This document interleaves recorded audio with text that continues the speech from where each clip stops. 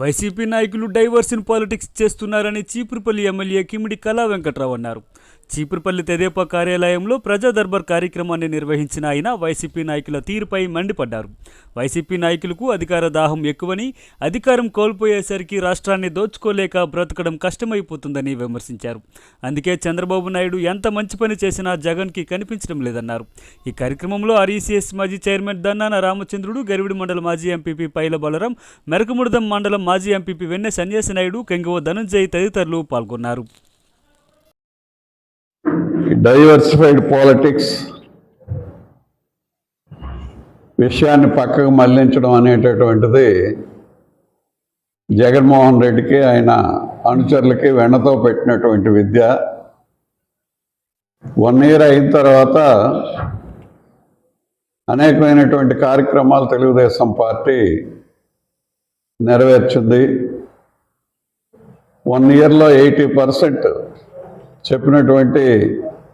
ఇచ్చినటువంటి హామీలను పూర్తి చేయడం జరిగింది. గతంలో ఏ పార్టీ కూడా, ఏ ప్రభుత్వం కూడా ఆ విధంగా పూర్తి చేసినటువంటి దాఖలాలు లేవు.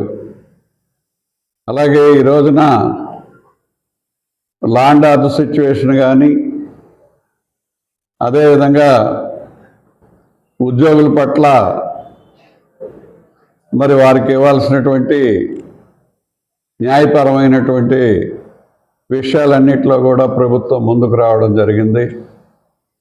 అట్లాగే స్వేచ్ఛా వాయువులు అన్ని వర్గాల ప్రజలు, అన్ని మతాల ప్రజలు హాయిగా స్వేచ్ఛగా మరి జీవించేటటువంటి పరిస్థితి ఉంది. గతంలో ప్రాథమిక హక్కులన్నీ కూడా జగన్మోహన్ రెడ్డి టైంలో ప్రాథమిక హక్కులన్నీ కూడా హరించడం జరిగింది. పత్రికలకు స్వేచ్ఛ లేదు, పత్రికా యజమానులకు స్వేచ్ఛ లేదు, అదేవిధంగా రాసేటటువంటి వాళ్ళకు కూడా స్వేచ్ఛ లేదు. ఈ రోజున పత్రికలన్నీ కూడా స్వేచ్ఛగా ఉన్నాయి. ఏదైనా రాయొచ్చు, ఎవరినైనా విమర్శించవచ్చు. అందులో మంచి ఉంటే సద్విమర్శను తీసుకుంటాం, కాకపోతే పక్కకి మనం విడిచిపెట్టేస్తాం. అంతేగాని సాధించే కార్యక్రమాలు లేవు.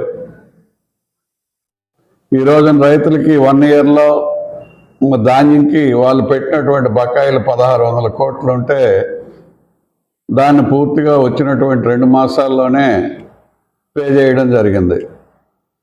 అదేవిధంగా చంద్రబాబు నాయుడు గారు వచ్చిన తర్వాత లాస్ట్ ఇయర్ అప్పటికి 9% మైనస్ ఉండేటటువంటి వర్షాభావం మరి మన గవర్నమెంట్ వచ్చిన తర్వాత గత సంవత్సరం 25% ప్లస్లోకి వచ్చింది.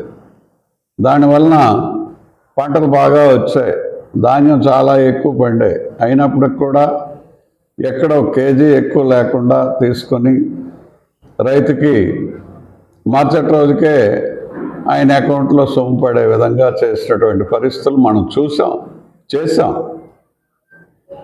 ఇవన్నీ చేస్తుంటే ఆయనేమో వైఎస్ఆర్ కాంగ్రెస్ పార్టీ, జగన్మోహన్ రెడ్డి నిరసనలా అంటాడు.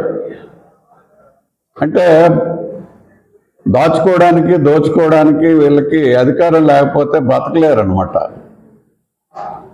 వైఎస్ఆర్ కాంగ్రెస్ పార్టీ నాయకులు దోచుకోవడం కోసం జగన్మోహన్ రెడ్డికి అలవాటు అయిపోయింది. అధికారం లేకపోతే మీరు బ్రతకలేరనమాట.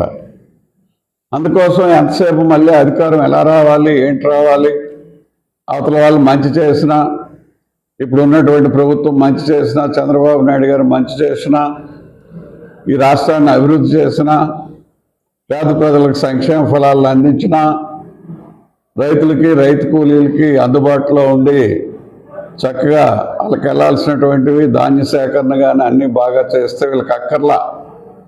ఎంతసేపు అధికారం కావాలో అవతల వాళ్ళ మీద బురద జల్లాలి, బాగా జరుగుతుండే ప్రభుత్వం మీద బురద జల్లి దాన్ని పక్కతో మళ్లించాల.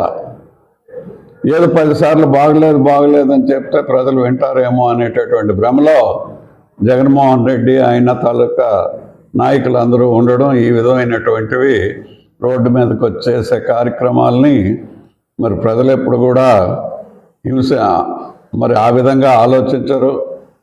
ఇలాంటి విషయాలను పట్టించుకోరు అనేటటువంటిది ఎన్నిసార్లు రుజువైనా కొంతమందికి, కొన్ని పార్టీలకి, జగన్మోహన్ రెడ్డి లాంటి వాళ్ళకి, ఆయన పార్టీ పెద్దలకి మరి ఒక అలవాటు అయిపోయింది. కాబట్టి వాళ్ళు బయట అధికారం లేకపోతే ఉండలేరు, అధికారంలో ఉండే వాళ్ళ మీద, మంచి చేసే వాళ్ళ మీద బురద జల్లుతారు అనడానికే మొన్న 4వ తేదీన పెట్టినటువంటి మరి ఆ ధర్నా ఏదైతే ఉందో అందులో మనం చూసాం. రాష్ట్ర వ్యాప్తంగా కూడా అవాకులు చెవాకులు మాట్లాడినటువంటి పరిస్థితి. పూర్తిగా ప్రజల నుంచి సహకారం లేకపోవడం వలన ధర్నాలన్నీ కూడా ఫెయిల్ అయ్యాయి. ప్రజలు లేరు అందులో, పూర్తి స్థాయి కార్యకర్తలు కూడా లేరు అందులో. ఏదో కొద్దిమంది వచ్చి కూర్చోవడం చేయడమే తప్ప పూర్తి స్థాయిగా రైతులు కానీ, రైతు వర్గాలకు సంబంధించిన కార్యకర్తలు ఎవరు అందులో ఎక్కువగా కనిపించలేదు.